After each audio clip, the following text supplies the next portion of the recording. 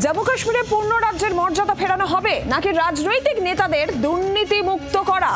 আজ লোকসভায় পেশ হতে চলেছে তিনটি বিল। তিন বিল নিয়ে ক্রমাগত উত্তাপ বাড়ছে রাজধানীতে। আজ এই তিনটি বিল লোকসভায় পেশ করবেন অমিত শাহ। তিনটি বিল পেশ হতে চলেছে যেটা নিয়ে এই মুহূর্তে রাজধানীর রাজনীতি সেখানে উত্তাপ ছড়াচ্ছে। জম্মু কাশ্মীর তার রাজ্যের মর্যাদা ফেরত পাবে কিনা নাকি রাজনৈতিক নেতাদের দুর্নীতি মুক্ত করা, এই সংক্রান্ত যে বিল পেশ হতে চলেছে লোকসভায় তিনটি বিল পেশ হতে চলেছে এবং সেই নিয়ে ক্রমাগত উত্তাপ বাড়ছে রাজধানীতে। লোকসভায় বিল পেশ করবেন অমিত শাহ।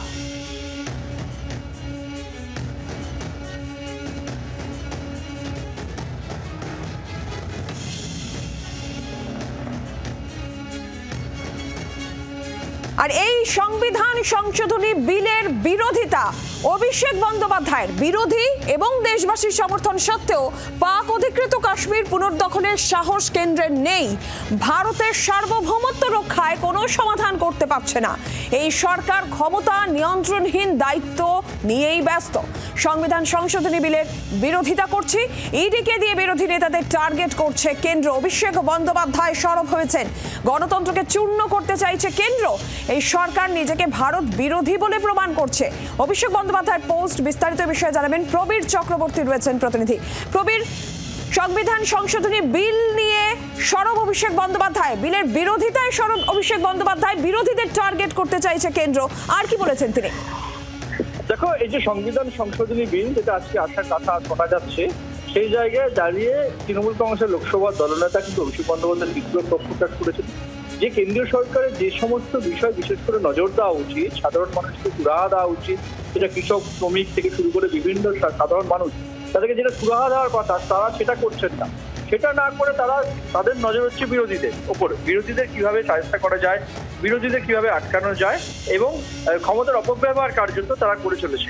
এই যে সংবিধান সংশোধনী বিল আসছে, সেই বিলেই কিন্তু এইভাবে কেন্দ্রীয় সরকারকে তোপ দেখেছে অভিষেক বন্দ্যোপাধ্যায় এবং এই বিলের চূড়ান্ত নিন্দা করার পাশাপাশি চূড়ান্ত প্রকাশ করেছেন অভিষেক বন্দ্যোপাধ্যায় যে কেন্দ্রীয় সরকার নিয়ন্ত্রণ করতে চাইছে বিরোধী দলগুলোকে এবং যেটা তাদের কাজ করার কথা সেটা তারা করছেন না। স্বাভাবিকভাবে এই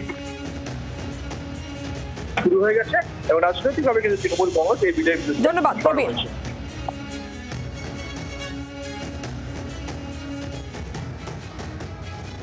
সংবিধান সংশোধনী বিল সেই নিয়ে সরব অভিষেক বন্দ্যোপাধ্যায়, তিনি যেখানে এই বিষয় নিয়ে সরব হয়েছেন। আজকে লোকসভায় এই বিল পেশ হতে চলেছে।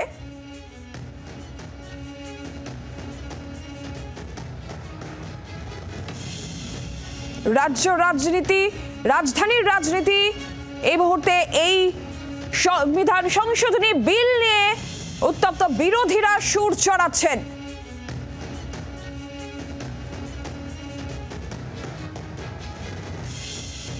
বিজেপির প্রতিক্রিয়া, বিজেপি নেতা জগন্নাথ চট্টোপাধ্যায় তিনি কি বলেছেন শুনবো।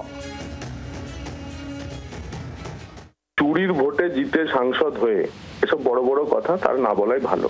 তাকে পাক অধিকৃত কাশ্মীর দেখতে হবে না, তিনি আগে নানুর, সন্দেশখালী, ক্যানিং, দিনহাটা, শীতলকুচি ঠিক করুন। তার রাজ্যে যে কাশ্মীরগুলো হয়ে আছে সেই কাশ্মীরগুলোকে তিনি তার আইন শৃঙ্খলা দিয়ে শান্ত করুন। সেখানে যেন হিন্দু শরণার্থীদের উপর অত্যাচার না হয়, সেখানে যেন হিন্দু বাঙালি ঠিকমতো বেঁচে থাকে। দুধেল গাইদের অত্যাচারে এই ক্যানিং, সন্দেশখালী, দিনহাটা, শীতলকুচি, নানুর, ইলামবাজার এসব জায়গায় মানুষ ত্রস্ত হয়ে আছে। আগে নিজের রাজ্যের এই ছোট ছোট কাশ্মীরগুলোকে উনি ঠিক করুন, তারপরে উনি পাক অধিকৃত কাশ্মীরের ব্যাপারে ভাববেন।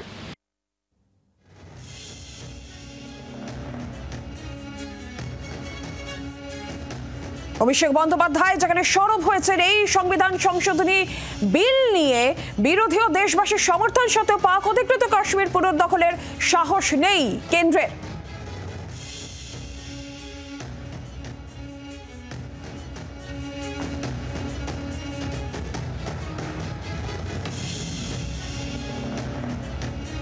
অরূপ চক্রবর্তী রয়েছেন তৃণমূল কংগ্রেস মুখপাত্র আমাদের সঙ্গে এই মুহূর্তে টেলিফোন লাইনে। অরূপবাবু, অভিষেক বন্দ্যোপাধ্যায় যেখানে এই সংবিধান সংশোধনী বিল নিয়ে সরব হচ্ছে, তিনি বলছেন যে বিরোধীদের টার্গেট করতে চাইছে কেন্দ্র, সরকার ক্ষমতা নিয়ন্ত্রণহীন দায়িত্ব নিয়ে ব্যস্ত। সেখানে বিজেপি বলছে যে পাক অধিকৃত কাশ্মীর বা এইসব নিয়ে অভিষেক বন্দ্যোপাধ্যায়কে ভাবতে হবে না, নিজের রাজ্য নিজের কেন্দ্র নিয়ে ভাবুন, শীতলকুচি নিয়ে ভাবুন। বিজেপির দুটো হাত, নতুন দুটো হাত হচ্ছে দুটো ই। প্রথম হাতটা হচ্ছে ইসি, তাদের দিয়ে বিজেপি ভোট চুরি করে সরকার গঠন করার চেষ্টা করে ইলেকশন কমিশনের সাহায্যে, হাতে নাতে ধরা পড়েছে। দ্বিতীয় হাতটা হচ্ছে আরেকি, যেই হাতটা হচ্ছে ইডি, যেখানে ভোট চুরি করেও সরকার গড়তে পারবে না সেখানে নির্বাচিত সরকারকে ইডি দিয়ে মিথ্যা কেস দিয়ে গায়ের জোরে আটকে সরকার ফেলে দেওয়ার জন্য এই বিল আনা হচ্ছে। আমরা দেখেছি এর আগে অরবিন্দ কেজরিওয়ালের সাথে যে অসভ্যতাম করা হয়েছে, দিল্লির মুখ্যমন্ত্রীকে গ্রেফতার করা হয়েছিল, কোর্টে কিচ্ছু প্রমাণ করতে পারেনি, সুপ্রিম কোর্টের কাছে নাস্তানাবুদ হয়েছিল, কিন্তু বিনা বিচারে অরবিন্দ কেজরিওয়ালকে কার্যত জেলে পুরে রেখেছিল prevention of money laundering act. আজকে বিজেপিকে এই প্রশ্নের উত্তর দিতে হবে যে রাজ্যে নির্বাচিত সরকার বিজেপি বিরোধী সেই রাজ্যগুলোকে টার্গেট করার জন্য যে বিল এনেছে, কে বিলটা আনছে? অমিত শাহ, যার নিজের বিরুদ্ধে গুজরাট গণহত্যা, ধর্ষণ, খুন, ষড়যন্ত্র, তথ্য প্রমাণ লোপাটের মামলা ছিল, জাস্টিস লোয়ার কেসে মামলা চলছিল এবং সেই মামলার শুনানির সময় দিনের পর দিন অনুপস্থিত থাকতেন এবং লোয়া কার্যত বিচারপতি তিনি প্রকাশ্যে বলেছিলেন এরপরে শুনানিতে হাজির না থাকলে তার বিরুদ্ধে সুমোটো অ্যাকশন নেওয়া হবে। তারপরে জাস্টিস লোয়া রহস্যজনকভাবে মারা যান এবং সুপ্রিম কোর্টে পরবর্তীকালে অমিত শাহ ছাড়া পান।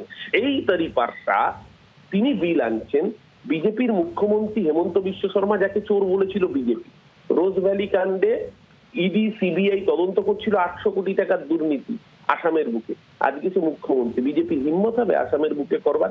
আসলে এই কাজটাই করছে এরা, গণতন্ত্র মানে না, সংবিধান মানে না, তার জন্য আজকে বিজেপি দুটোই ইসিআই কে দিয়ে প্রথমে ভোট চুরি করে দিতে ক্ষমতায় আসার চেষ্টা করে, যদি সেই ফেল করে তাহলে আরেক ইর কাছে যাচ্ছে, যেটা অভিষেক বন্দ্যোপাধ্যায় বারবার করে বলছেন, এই ইডি সিবিআই নামক এজেন্সিগুলোকে দিয়ে কার্যত গায়ের জোরে সরকার লুটের চেষ্টা। এরা সংবিধান মানে না, এরা দেশবিরোধী। এদের হিম্মত হয় না পিওকে নিয়ে কথা বলবার। এই জগন্নাথ চট্টোপাধ্যায় এত বড় বড় কথা বলছেন, পিওকে নিয়ে ডায়লগ তো আমরা মারি।